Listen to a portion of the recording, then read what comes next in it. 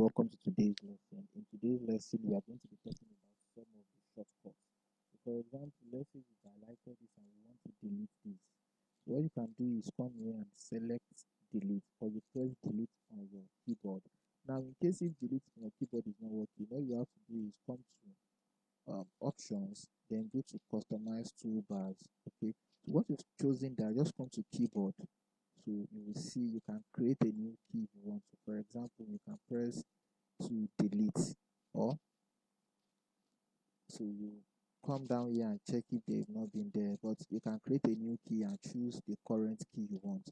But in this case, I'm going to reset all. Okay, so once I reset all, you will see that almost everything is there. So I'll just press. Now for new, these are the commands. Now you want to do new, you can see it's Control N. So if I want to change it, I can just come here and choose whichever one I want to use. So in this case, I'm not doing anything. I'll just click OK, come back here and press delete on my keyboard. Okay, so everything will delete. Okay, so that's the way of few editings on ETABS. If you have any question, you can drop it in the comment section. Thank you very much.